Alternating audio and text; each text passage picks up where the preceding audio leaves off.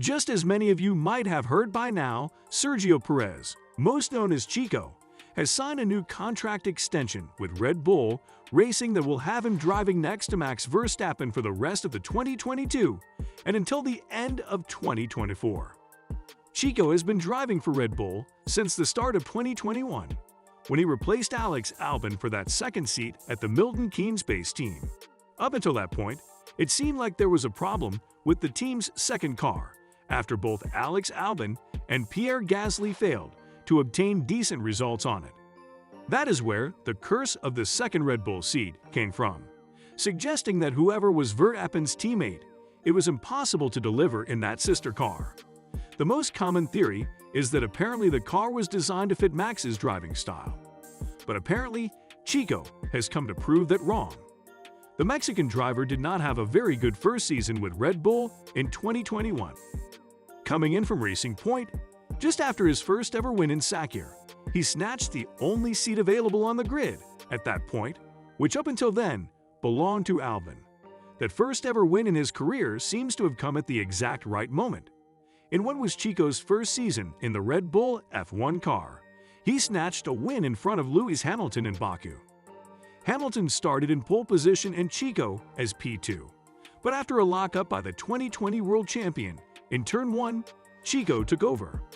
All of this happened before his teammate Max Verstappen crashed due to a tire failure with a few laps to go, with Checo running in P2 on what would have been the first P1 and P2 of the 2021 season. Eventually, the season turned out to only have one, which was McLaren with Daniel Ricciardo and Lando Norris in Monza. Apart from that win, Checo did not have a great start of the year. However, he managed to score a few podiums on a regular basis in the second part of the season, which helped him get a one-year extension for this year's 2022 F1 Championship. It is probably not what he would have wanted, but at least he had a seat assured for this year and a new opportunity to demonstrate his potential. For the F1 2022 season, things have been completely different for the Mexican driver, who is seemingly a lot more comfortable in the RB18. After having to retire at the season opener in Bahrain due to a mechanical failure a few laps away from the end of the race, Checo has always finished in the top 4.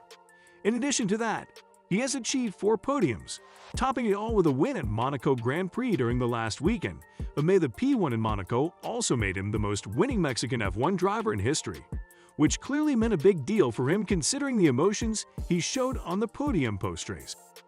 Monaco Grand Prix was certainly a very important weekend for Checo, mostly because of what had happened last time out in Spain. The Red Bull driver was on a winning strategy, but had to obey team orders to help Max bring in the P1. However, he still secured a P2, which gave Red Bull the second 1-2 finish of the season, same as they had achieved in Imola.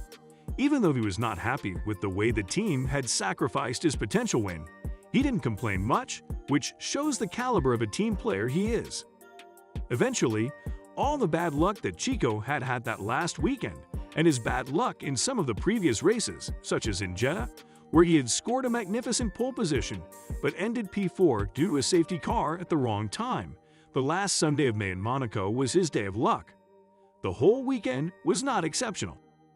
While Checo was clearly one of the favorites to take pole after his great runs in the practice sessions, with Max Verstappen seemingly not being able to find the setup in his car, it all seemed to be between him and Ferrari's Charles Leclerc.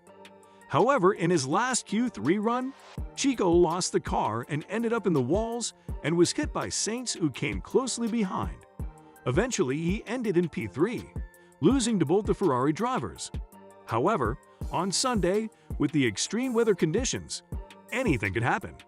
And it was not any crash that took Checo into the lead, but the poor strategy of Ferrari, calling Leclerc in at the wrong time, dropping him to P4, and then Sainz having some issues with blue flags during his outlap, which deposited him into P2. We all know how hard it is to overtake in Monaco, so despite a big lockup in his first lap of his medium tire stint, and his tire disadvantage in relation to Sainz in P2 and the cars behind, Checo still managed to take that Red Bull to the win on what was an amazing finish, with all 4 cars of the top 2 teams this season, one after the other. It resulted to be another heartbreak for Leclerc in Monaco, Another frustration for Saints, but Checo's lucky day. On the podium, just before they went up, Checo was caught on camera talking to Christian Horner and joking, "Maybe I signed too early," which got the rumors spreading of a potential contract extension.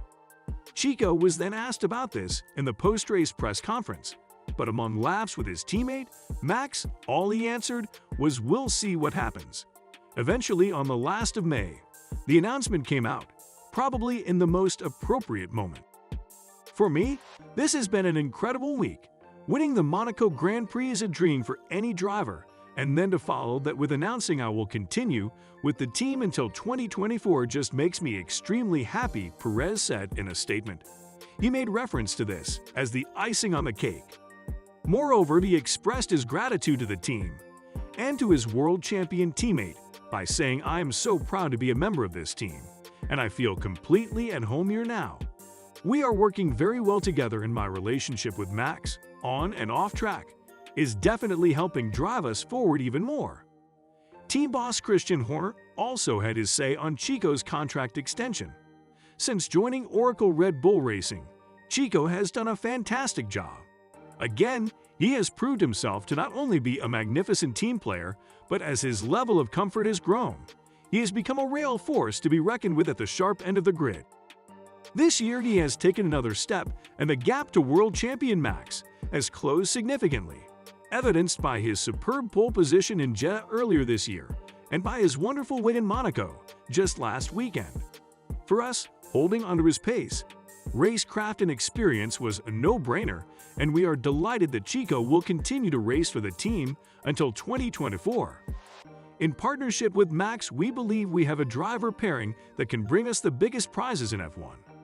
These words from Christian Horner must definitely be something nice to hear for the Mexican driver, no doubt about that. We must not forget about Checo's immense role in Max's winning campaign in the 2021 season. Despite not having unbelievable results last season, he sacrificed his races on more than one occasion to help his teammate on his championship quest, which eventually became a reality. Now Checo is in an unbeatable situation.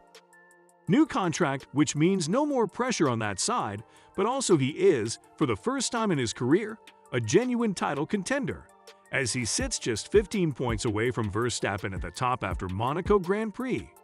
It will be very interesting to see how all of this unfolds, considering that now both Red Bull drivers are in the fight.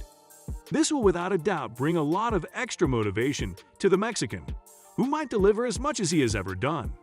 We might be about to see Checo's best version ever with all the motivation and lack of pressure, now that he is a real title contender.